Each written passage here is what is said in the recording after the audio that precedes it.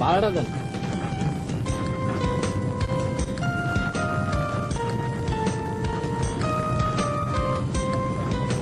এইখানে তো একজনের ভাড়া, ভাবিরটা সহ 120 টাকা দেন।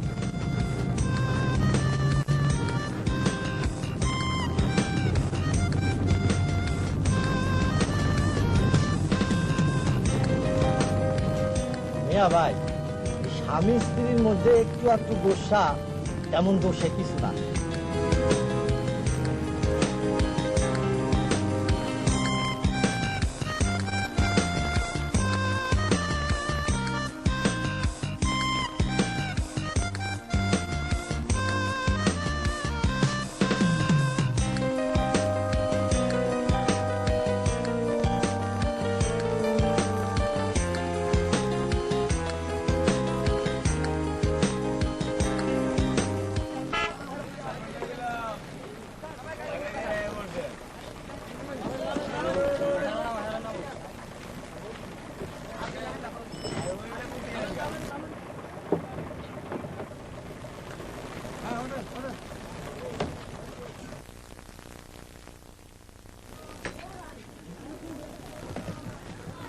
এক কাপ চা।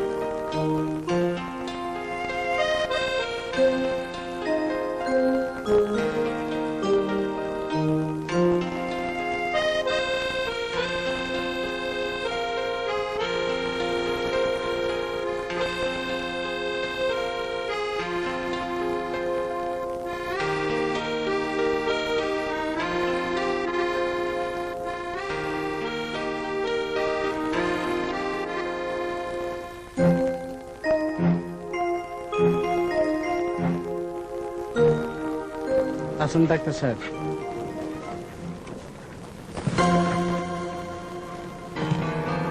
চলে যাচ্ছেন? আপনার কি মনে হয় স্টেশনে বসে থাকবো? না, তা বলিনি। আমার উপর এখনো বোধহয় রেগে আছেন। দিনকাল যা পড়েছে, কোনো অজানা অচেনা মহিলা যখন কোনো অপরিচিত পুরুষকে বিব্রতকর অবস্থায় ফেলে দেয়, তখন কার না রাগ হয় বলুন? আপনার কাছে টাকা ছিল কি ছিল না প্রশ্ন করিনি, বাসের ভাড়া দিয়ে দিয়েছি। কন্ডাক্টর হাসলো, লোকজন দেখলো, অনেক তো হয়েছে। রাস্তায় নেমে নতুন করে আর লোক হাসাবেন না।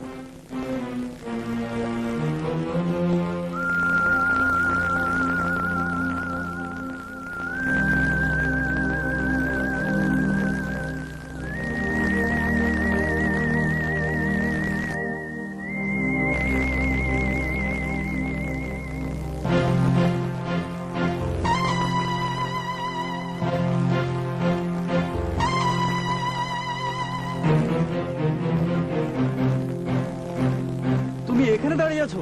এসো এসো, রিক্সা পেয়ে গেছে।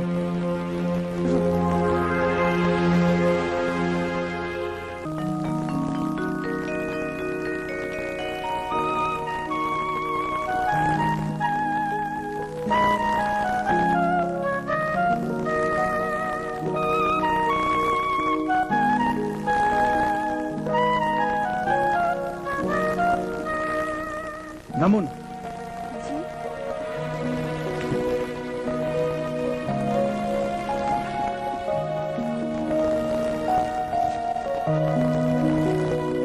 আসুন।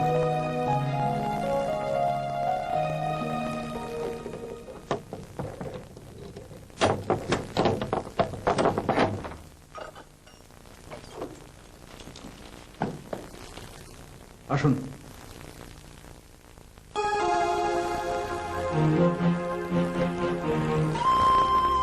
আসুন। ভয় করছে? ভয়ের কিছু নেই, সামান্য ডাক্তার মানুষ, আমি এখানকার সরকারি হাসপাতালে আছি। রোগী নিয়ে কারবার আমার। এই যে দেখছেন নিঝুমপুরি, এটা সরকারি বাসা। একাই থাকি।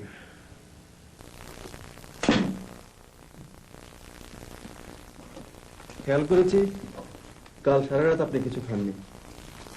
এখন বেলা প্রায় দুপুর। ক্ষুধা তো আর বিপদ আপদে কিছু মানবে না। নিন, খেয়ে নিন। নিন। আপনি খাবেন না? আমার জন্য কি পাত্র ভরে খাবার নিয়ে এসেছেন যে খেতে বলছেন? ডাক্তার মানুষ কখনো এমন মেজাজ করে কথা বলে না। পদে পদে কম তো আর জ্বালাননি, শেষ পর্যন্ত পুলিশ। পুলিশ? পুলিশগুলো এমন বিশ্রী ভাবে আপনার দিকে তাকাচ্ছিল যেন খুনের আসামি পেয়েছে। জি। অমন করে দাঁড়িয়ে না থেকে খেয়ে নেন। আমাকে আবার হাসপাতালে গিয়ে হাজিরা দিয়ে বাজারে যেতে হবে। রান্নার ব্যবস্থা করতে হবে না? আমি এখানে একা থাকবো? আপনার জন্যই তো বুয়াকে খবর দিতে পারলাম না। বুয়া এসে যদি আপনাকে দেখে সারা এলাকা ঢিটি পড়ে যাবে না? ভেতর থেকে দরজা বন্ধ করে দিয়ে বিশ্রাম নেন, আমি কেউ আসছি। যদি এসে দরজা নক করে? কেউ করবে না, আমি বাইরে থেকে তাড়া দিয়ে যাচ্ছি।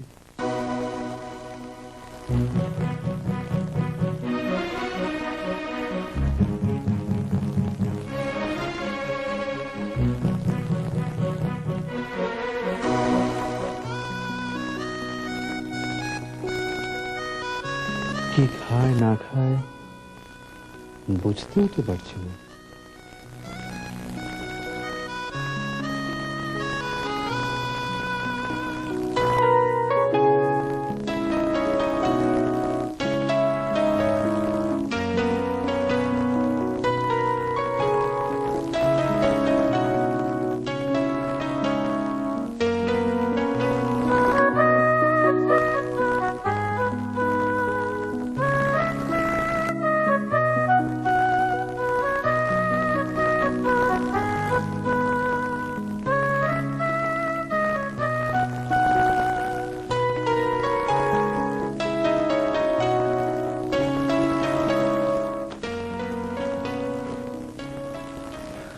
কে আপনি, কোত্থেকে এসেছেন কিচ্ছু জানি না। শুধু দেখছি একটা দামি শাড়ি পরে আছেন, ভাল লাগছে না। নিন, পাল্টে আসুন। ধরুন, ধরুন তো।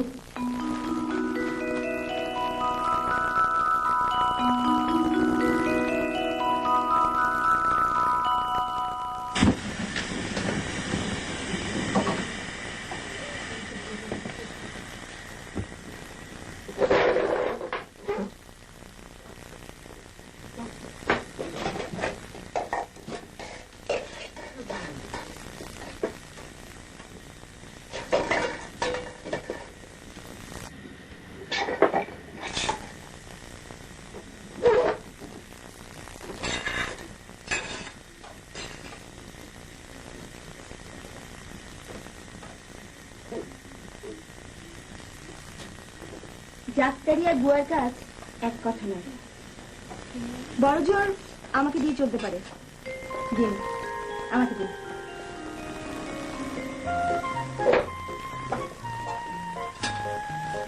আপনি রাখতে পারেন? কেন? বিশ্বাস হয় না বুঝি? কাউকে না কাউকে তো বিশ্বাস করতে হয়। বিশ্বাস না থাকলে মানুষের আর কি থাকে বলুন?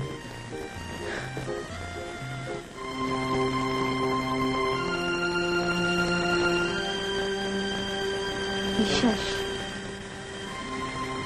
বিশ্বাস মানুষকে বড় বেশি কাঁদায়।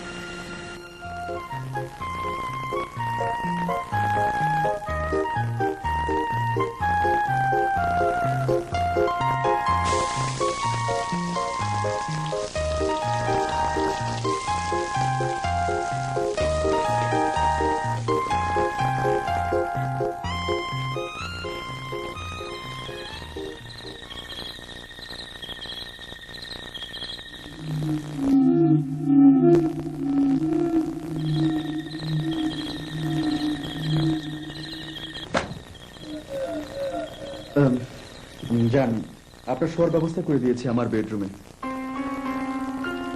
বেডরুমে? হ্যাঁ, আমি এখানে শোবো।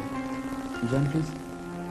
আচ্ছা, একজন ব্যাচেলার পুরুষের বেডরুমে অপরিচিত একটা মেয়ে কি করে ঘুমায় বলুন তো? আচ্ছা, একজন তরুণী জনসমক্ষে অপরিচিত কোনো যুবকের কাঁধে হেলান দিয়ে কি করে ঘুমায় সেটা বলুন তো। লজ্জা দিচ্ছেন? কাউকে লজ্জা দেওয়াটা আমার উদ্দেশ্য নয়। আমি ডাক্তার, চিকিৎসা করতে গেলে সবসময় রোগীর লজ্জার কথা ভাবলে চলে না। আমি কি আপনার রোগী? নয়তো কি, রোগ মানেই তো সমস্যা, হয় দেহে নয় মনে। নিশ্চয়ই কোনো মানসিক সমস্যার কারণে এইভাবে পথে নামতে হয়েছে আপনাকে। আর পথে নেমে যে আপনার পদে পদে ধকল গেছে সেটা আপনার অলস দেহই প্রমাণ করে। এরপরও কি বলবেন আপনি রোগী নন? রোগী, তবে বহির্বিভাগের। আমি এখানে শুভ। হ্যাঁ, আমার কোনো আপত্তি নেই, তবে মফস্বল এলাকা তো একটু বেশি রাত হলে শেয়াল টেয়াল ডাকে, এই আর কি। অভ্যাস না থাকলে ভয়টা পেয়ে যেতে পারেন। তাই রোগীর নানাবিধ জটিল সমস্যার কথা বিবেচনা করে রোগীকে বহির্বিভাগ থেকে কেবিনে শিফট করা হলো। যান, শুয়ে পড়ুন। কোনো সমস্যা হলে আমাকে বলবেন। ভেতর থেকে দরজা বন্ধ করে শোবেন। আসুন প্লিজ, প্লিজ।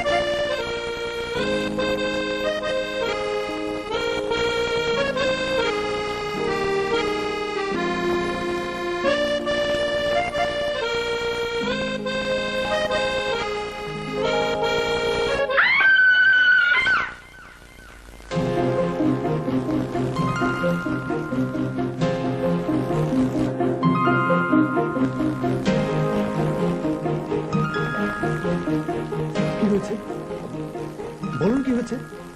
ওখানে, ওই ঘরে।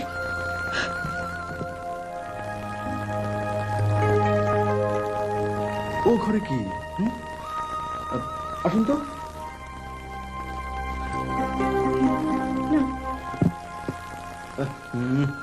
কোনো ভয় নেই, আপনি আমার সঙ্গে চলুন। আসুন।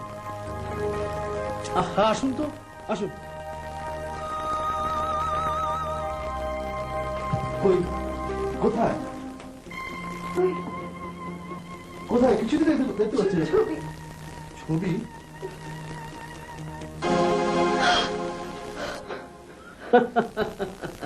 ও তো ছবি। অন্ধকারে দেখেছেন বলে ভয় পেতে পারেন। আমি আর আমার বন্ধুর ছবি। হ্যাঁ, আমার ঘনিষ্ঠ বন্ধু। বন্ধু? হ্যাঁ, ওর নাম সাগর।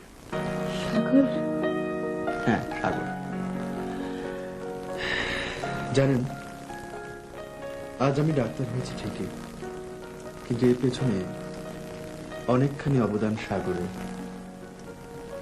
সাগর আমার চাইতে বয়সে খানিকটা ছোট হলেও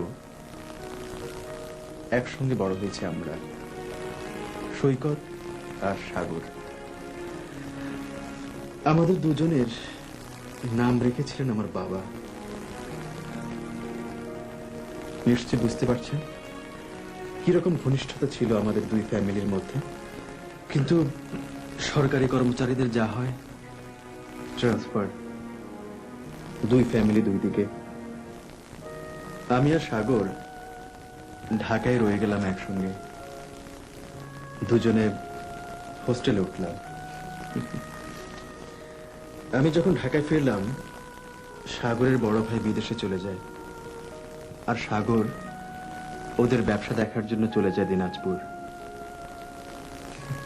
আবার বিচ্ছিন্ন আমরা। 4-5 বছর ধরে আমাদের আর কোনো দেখা নেই। ইন্টার্নি শেষ করে আমি এখানে জয়েন করেছি, সেটাও প্রায় 2 বছর। সাগরের সঙ্গে আমার দেখা হওয়া খুব জরুরি। জানেন, ওর কাছে আমার অনেক ঋণ। ও শুধু আমাদের ঋণী করে রেখেছে, নিজে কিছু পায়নি।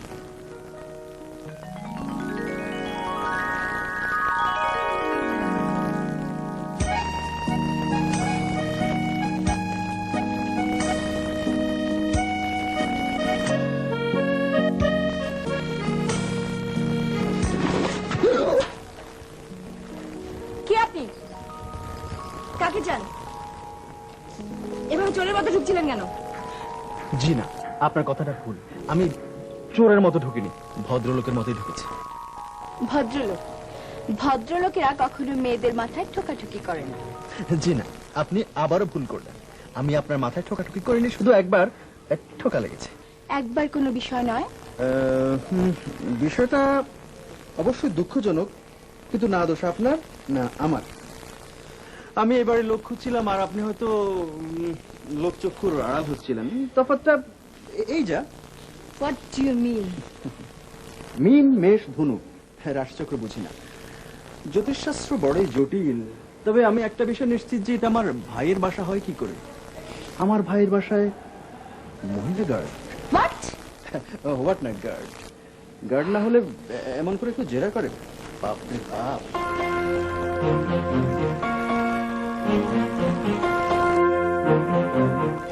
বাসা চিনতে কোনো অসুবিধা হয়নি তো? তার আগে আমাকে একটা প্রশ্নের জবাব দাও। শুনেছি গুলশান বাড়িধারা উত্তরা যারা থাকে ওদের বাড়ির গেটে কালো কুচকুচে মোটা গোপওয়ালা দারোয়ান থাকে, কিন্তু মহিলা দারোয়ান থাকে বলে তো আমার জানা ছিল না। মহিলা দারোয়ান? তাহলে আর বলছে কি? যেভাবে আমাকে জেরা করছিলাম তো অবাক। তা মহিলা দারোয়ানটি দেখতে কেমন? তার দেখতে পারলাম কই, তোমাদের ওই ছোট্ট গেট দিয়ে ঢুকতে গিয়ে তো মাথায় মাথায় খেলাম টক্কর। ভাবি যা লেগেছে। একটা না দুটো? একটাই। খুব খারাপ কথা, অশুভ লক্ষণ। দুটো হলে ভালো হতো। যাও, হাত মুখ ধুয়ে এসো।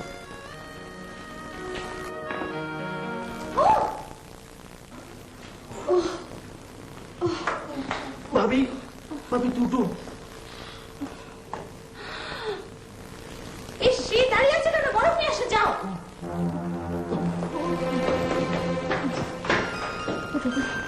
আস্তে আস্তে আস্তে আস্তে।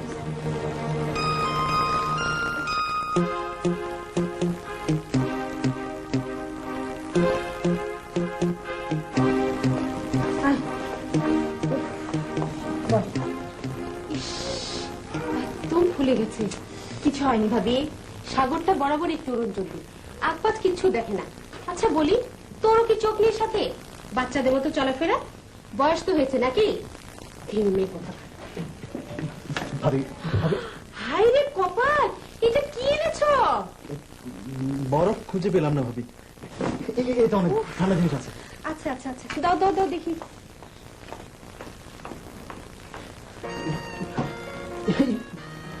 ভাবি মনে হয় ভীষণ রাগ করেছেন, আপনি একটু ভাবিকে বুঝিয়ে বলবেন। সত্যি আমি দেখিনি। ও, ব্যথাটা বুঝি ভাবি পেয়েছেন? জি।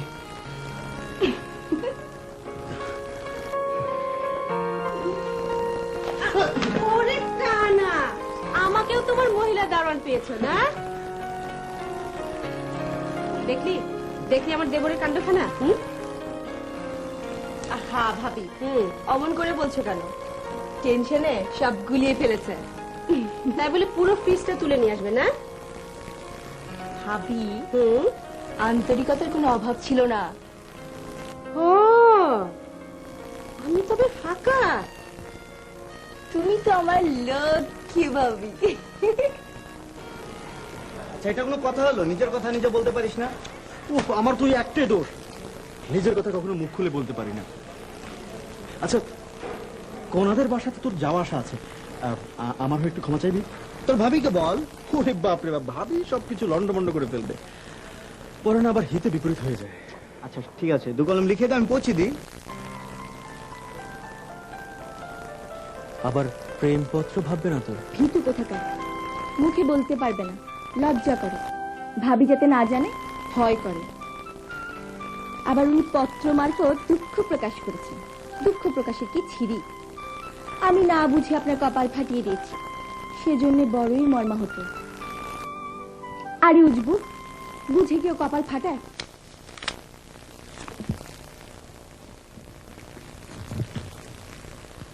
তোমার ভাইজান যেসব জরুরি কাগজপত্র চেয়ে পাঠিয়েছে সেসব জোগাড় হয়েছে নাকি টোটো করে ঘুরে বেড়ানোর সার? আচ্ছা ভাবি, তোমার কি ধারণা আমি আসল কাজ না করে শুধু টোটো করে ঘুরে বেড়াচ্ছি আর তোমার ঘাড়ে বসে খাচ্ছি? ভাই রে, সেই কপাল কি আর আমার আছে? ঘাড়ে বসিয়ে খাওয়াই।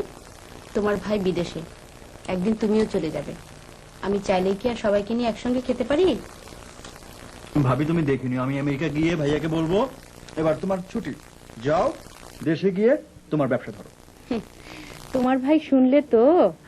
বলি কি ভাবি, চাকরি বাকরি সবকিছু ছেড়ে তুমিও চলো আমার সঙ্গে আমেরিকায়। কোথায়? আমি যাব আমেরিকায়? কি বললে ভাবি, তুমি আমেরিকা যাচ্ছ?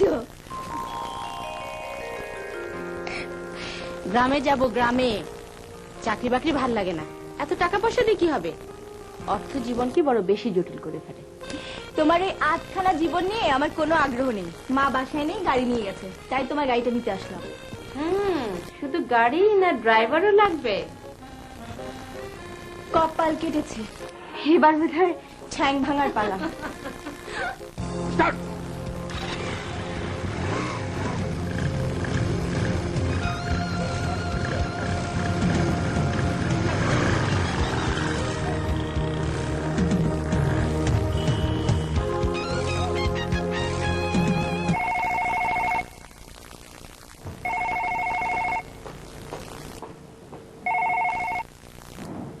হ্যালো কনা, কি হয়েছে? কারা মারলো কে? তোরা এখন কোথায়?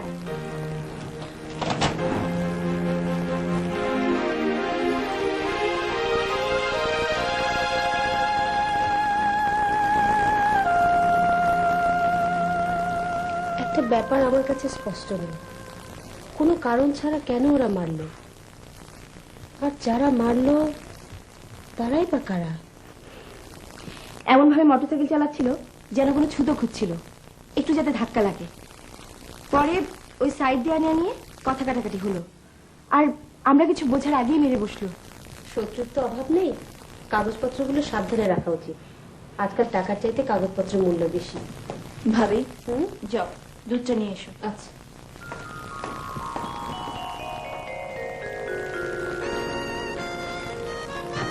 আমার জন্য এত বড় একটা আঘাত পেলেন, ভাবলে আমার ভীষণ কষ্ট হয়।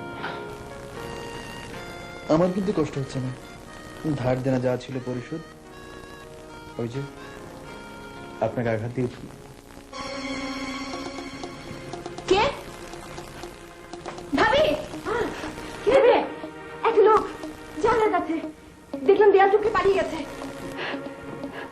আপনার আতঙ্ক এখনো যায়নি, বোধহয় হ্যালুসিনেশনে ভুগছেন।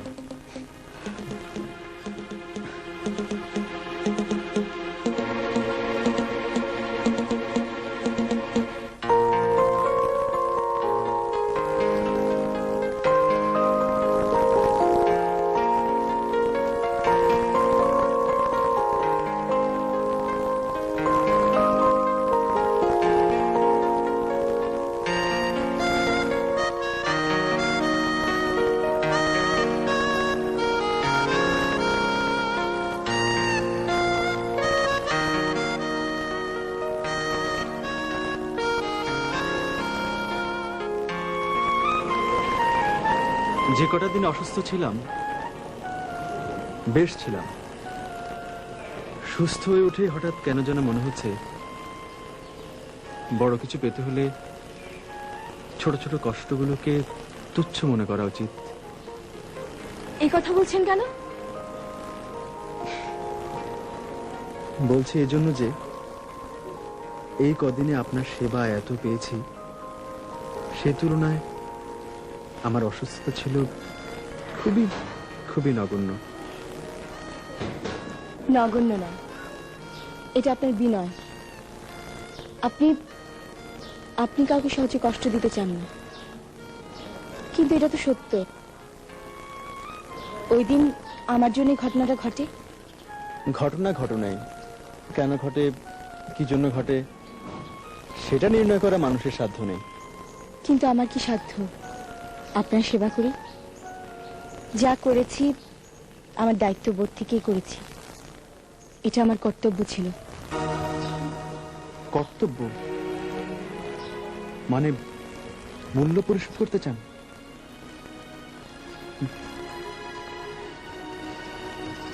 সেদিন আপনার কাজে বেরিয়েছিলাম বলে কি সেবা শুশ্রূষা দিয়ে এতটা চড়া মূল্য দিতে চান? মূল্য তখনই চড়া হয় যখন কেউ তা গ্রহণ করতে না জানে। আপনি কিন্তু তাদের দলে নন, আপনি গ্রহণ করতে জানেন। তবে সেবাটাকে আপনি সেবা হিসেবেই দেখেন। জি, 1.5 কথা বলে বাকি 14.5 হারিয়ে ফেললেন। অসুস্থ ছিলেন, ভালো ছিলেন, বড় কিছু পেতে হলে ছোট কিছু তুচ্ছ করতে হয়। আচ্ছা, অসুস্থ থেকে কেন ভালো ছিলেন বলুন তো? বড় কিছুটা কি যার জন্য ছোট ছোট কষ্টগুলোকে আপনার তুচ্ছ জ্ঞান করতে ভালো লাগে? আমি জানি না। জানেন না? সত্যি বলছেন? আপনি জানেন না? কখনো কখনো কিছু জানতে হয়।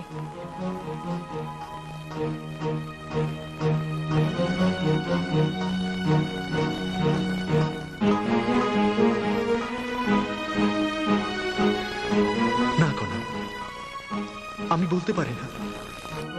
তোমার সামনে আমার সমস্ত কথাগুলো হারিয়ে যায়।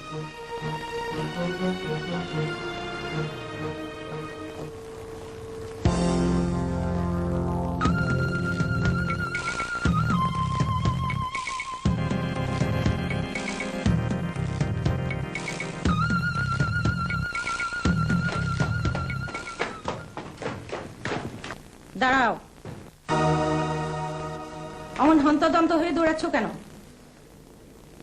ওই গেটের কাছে কারা যেন। মিথ্যে বলে অন্য কিছু ঢাকবার চেষ্টা করো না।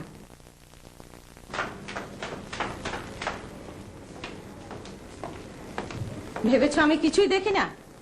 সাগরের ভাবি তো এখনো অফিস থেকে বাসায় ফেরেনি। ওখানে তোমার কি কাজ?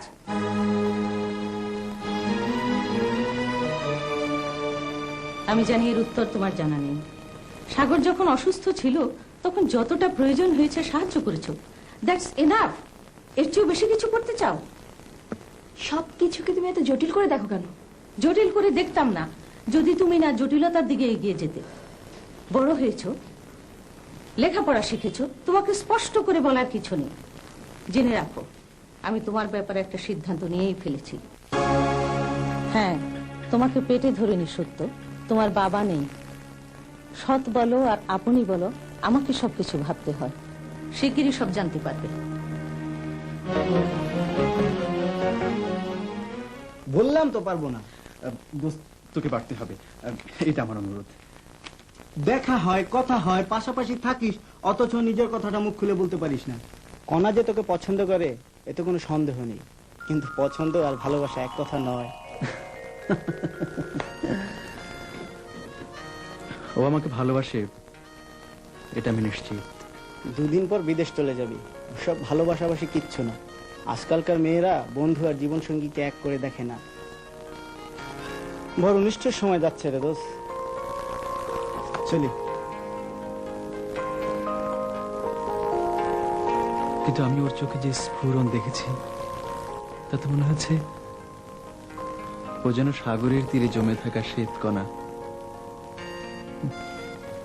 কেবলই দীপ্তি ছড়ায়। কনা, কোন ভাষায় শুভেচ্ছা সম্ভাষণ জানাতে হয় আমি জানি না। কি করে ভালোবাসার মানুষের কাছে নিজের কথা প্রকাশ করতে হয় তাও জানি না। কিন্তু আমার ভেতর যে প্রচন্ড আলোড়ন অনুভব করছি তাকে রোদ ফুকিয়ে দিয়ে কনা। শুধু এটুকু বলবো, তোমার সমস্ত অস্তিত্বকে ভালোবাসি আমার সমস্ত অস্তিত্ব দিয়ে, কিন্তু প্রকাশ করতে পারি না। সে কি শ্রদ্ধায় না ভয়ে আমি আমি নিজেও জানি না।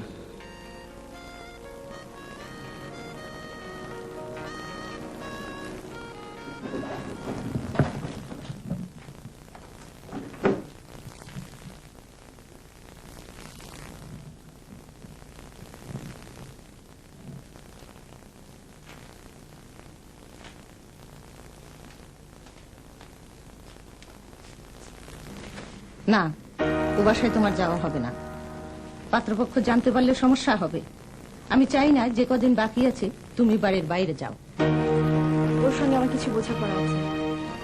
ও জানা উচিত তোমরা যেভাবে চাইবে সেভাবে আমার বিয়ে হবে।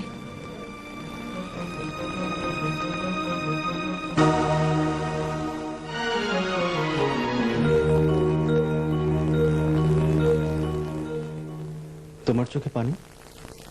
আমাকে ভালোবাসেন এই কথাটা চিঠিতে লেখা সাহস আপনি কোত্থেকে পেলেন?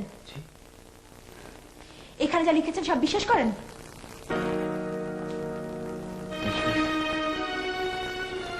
সে তো মনে ধারণ করার জিনিস, চিৎকার করে বলা যায় না।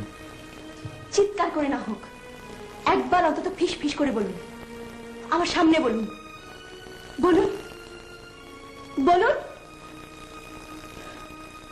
যে কথা মুখে বলতে পারেন না তা বুকে ধারণ করেন কেন? আপনি জানেন আমার বিয়ে ঠিক হয়ে গেছে এবং সে বিয়েতে আমার মত আছে।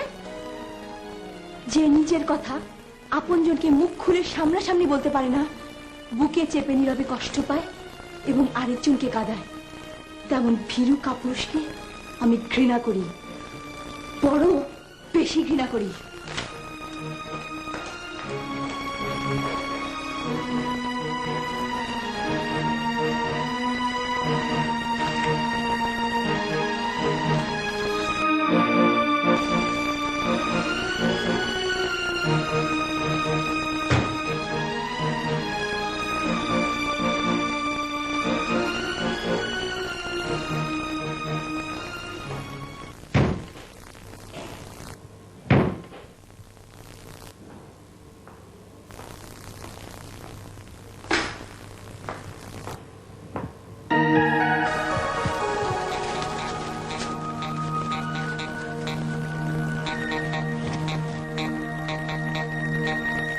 কি ব্যাপার সাগর, এখানে বসে আছো যে? কনাকে দেখলাম দৌড়ে বেরিয়ে গেল, কি হয়েছে তোমাদের? কোনার বিয়ে ঠিক হয়ে গেছে, সেটা বলতে এসেছি। কনার বিয়ে ঠিক হয়ে গেছে আর আমি জানলাম না?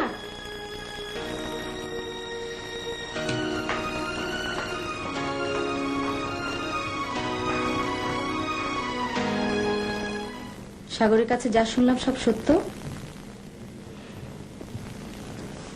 হ্যাঁ সত্য। তোর মত আছে? থাকবে না কেন? আমি কি কাউকে কথা দিয়েছি নাকি কেউ কখনো তার ভালোবাসার কথা আমাকে বলেছে?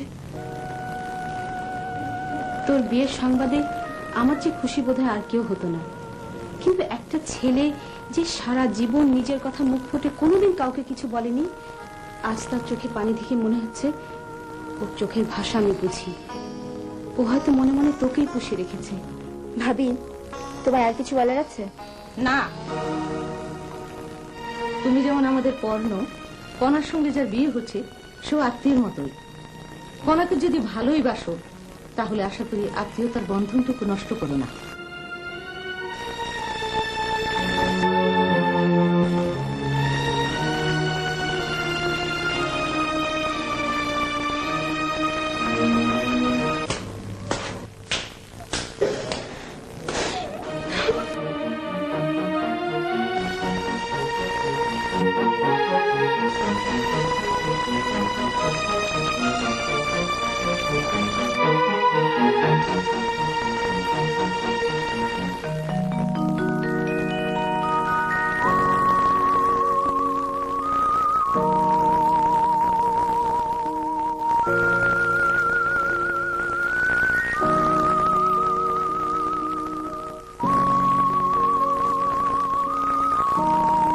তোমাকে স্পর্শ করতে গিয়েও কতবার যে আমি গুটিয়ে নিয়েছি হাত, সে কথা আমার ঈশ্বর জানেন। তোমাকে আমার ভালোবাসার কথা বলতে গিয়েও কতবার যে বলিনি, সে কথা আমার ঈশ্বর জানেন।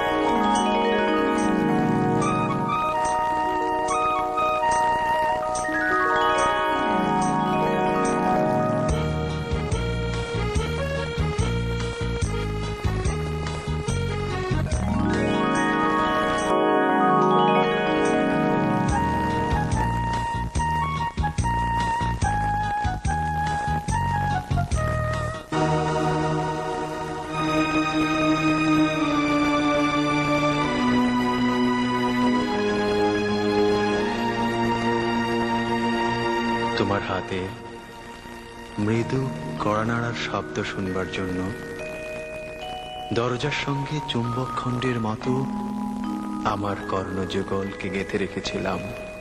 কোন নির্জন মধ্যরাতে তুমি এসে ডেকে বলবে,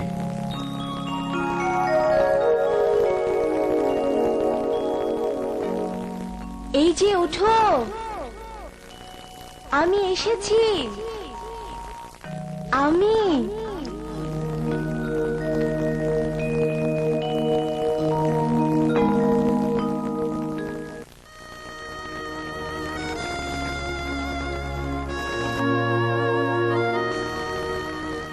আর আমি একই শুনলাম, একই শুনলাম, এমত উল্লাসে নিজেকে ছুঁয়ে দিচ্ছে তোমার উদ্দেশ্যে।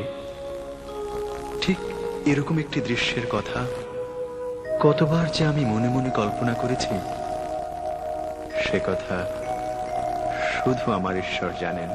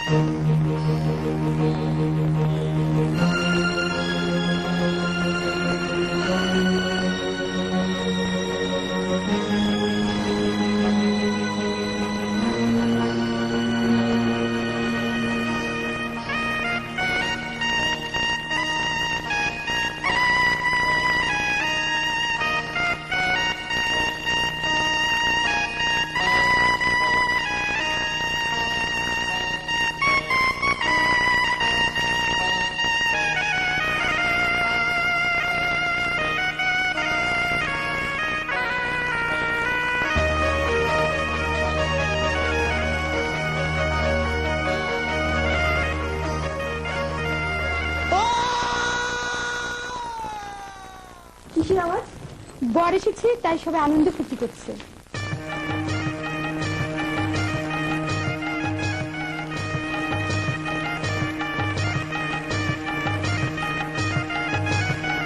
ওরে কনা, এই যে তোর চিঠি।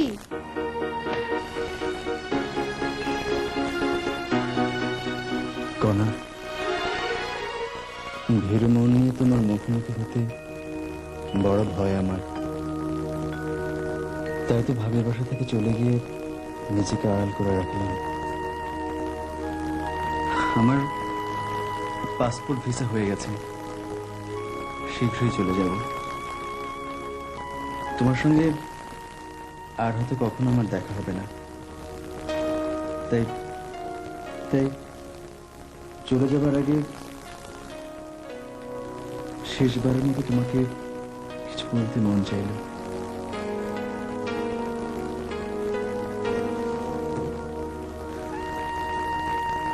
জানো না, বিয়ে জিনিসটা যে কি, কতটা আনন্দের কিংবা কতটা বেদনার, তোমার বিয়ে হচ্ছে তা জানার আগে কখনো অনুভব করিনি। এখন অনুভব করছি বিয়ে একজন মানুষের জীবনকে কতটা পাল্টে দিতে পারে। তাই তো বিয়ের সাথে ভালোবাসার মানুষটিকে এক নজর দেখার লোভ সামলাতে পারলাম না। সর্বনাশ হয়ে গেছে। কি হয়েছে? তোকে দেখতে এসে সাগর দোতলা থেকে পড়ে গেছে। কোনা কোনা যাস না, শোন।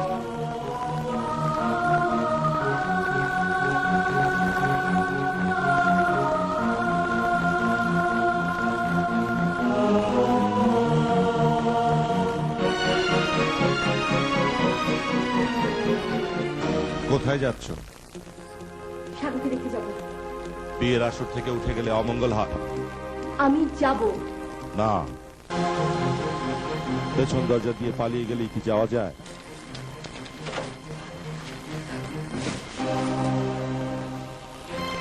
সাগরকে এক নজর দেখতে দাও। সাগর না নাগর, কে মরলো কে বাঁচলো আমার কি তার? এতক্ষণে পুলিশ হয়তো লাশ নিয়েও গেছে। না, হ্যাঁ, পুরনো প্রেম শেষ। তাহলে বাধা দিচ্ছ কেন? সাগর তো নেই। বিয়েটা হয়ে যাক, পরে দেখা যাবে। এ বিয়ে হবে না। হতেই হবে। নিশ্চয়ই ভুলে যাওনি সাগর একবার মার খেয়েছিল। অপরাধ তোমার সঙ্গে সখ্যতা। পরে দেখলাম বিয়েতে রাজি হয়ে গেলে, তাই আর বাড়াবাড়ি করলাম।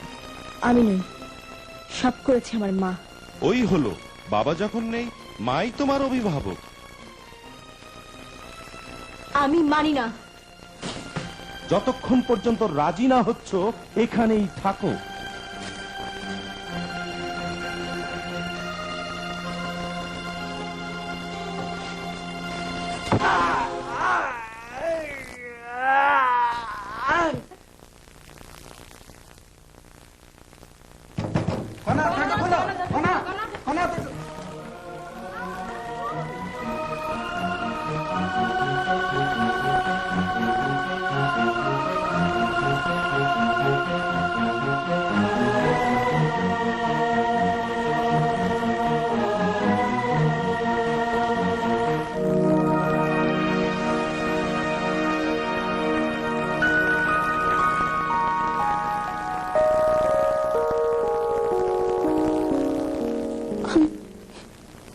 আমি সাগরকে হারিয়ে ফেলেছি। না কনা, সাগর এত বিশাল, দিগন্ত জোড়াজার বিস্তৃতি, সে তো হারাতে পারে না কনা। হ্যাঁ, তোমার আমার স্মৃতিতে বাঁচিয়ে রাখবো ওকে। ওর ভালোবাসা তোমাকে যেমন ঋণী করেছে, তেমনি বন্ধু পরায়ণতা আমাকে করেছে দায়বদ্ধ। কোন আমাদের মধ্যে কি অদ্ভুত মিল, তাই না? তুমি সেই কণা তো, সাগরের ঢেউয়ে ভেসে আসা কণা, তীরে জমে থাকা মুক্ত কণা। এই যে আজন্ম কালের সম্পর্ক, সাগর ভাসিয়ে নিয়ে আসে আর আর সৈকতটা ধারণ করে। কিন্তু প্রচন্ড ঝড়, ধুলিকণা সব উড়িয়ে নিয়ে যায় দূরে। না না কণা, আমি তো হতে দেব না, কখনো না। তাহলে তো সাগরের আত্মা কষ্ট পাবে। কি করবেন আপনি? আমি যে খুনি, আইন তো আমাকে ক্ষমা করবে না। খুন অবশ্যই অপরাধ, কিন্তু আইনের মুখোমুখি হবার অধিকারও তোমার আছে, আর সেই জন্য প্রয়োজন তোমার পক্ষে লিগ্যাল সাপোর্ট। কণা কণা, সাগরের কাছে তোমার ঋণ আর আমার দায়বদ্ধতা সবকিছু পরিশোধ করতে পারে একটি মাত্র সিদ্ধান্ত, যে সিদ্ধান্তে আমি তোমাকে লিগ্যাল সাপোর্ট দিতে পারি। এও কি সম্ভব? কেন সম্ভব নয় কনা? তোমার বিপদের কিছু অংশকে আমাকে দেয়া যায় না? না শুধু চাই, তা হয় না। হয় কনা, হয়। ধরো ঘটনাটা যদি উল্টো ঘটতো, সাগরকে এর দায়ভার নিজে কিছু বহন করতো না? নিশ্চয় করতো। কনা, কনা, তুমি সাগরের ভালোবাসায় তোলা সোনালী ফসল, আমার কাছে তা এক আসমান তারার সমান। তোমার কোনো বিপদে আমি মুখ ফিরিয়ে নেব, এমন ভাবনা আমাকে শুধু তুচ্ছই করে না, বিবেক আমাকে ধিক্কার দেয় বারবার। কারণ এই জীবনে কাউকে না কাউকে তো দায়িত্ব নিতে হয়। সাগরের হয়ে সেই দায়িত্ব আমি নিতে চাই। কেন?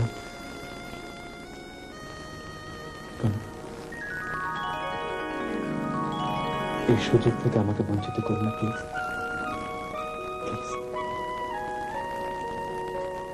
কালই আমরা কাজে অফিসে যাব।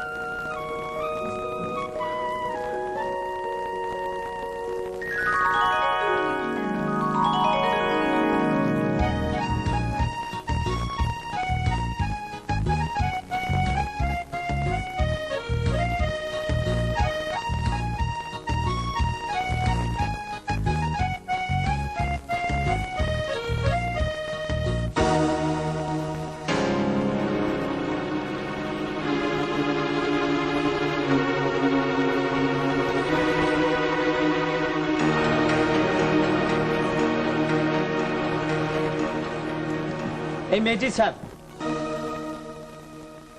ডাক্তার সৈকত, প্লিজ ওনার সঙ্গে আপনাকে একটু থানায় যেতে হবে।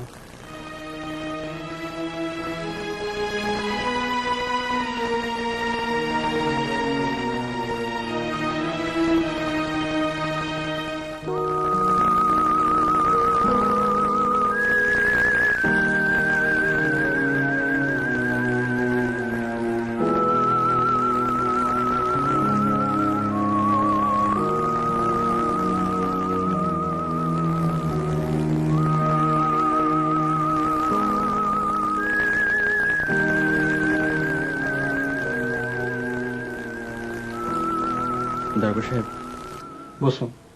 It's okay. কাল আমি কণার সঙ্গে দেখা করতে পারিনি, আজ কি অনুমতি পাবো? আপনি যান, আমি ব্যবস্থা করছি। Thank you. স্যান্ড্রি, স্যান্ড্রি। কণা,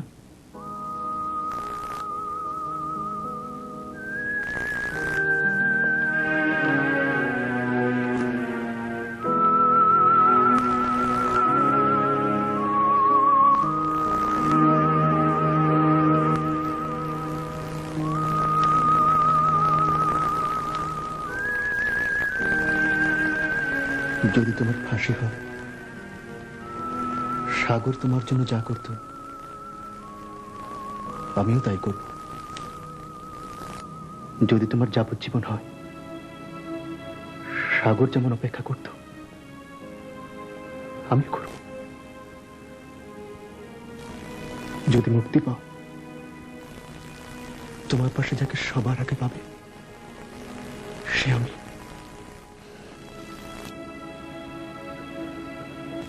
আমি কোন সাগর হলেও তাই করত।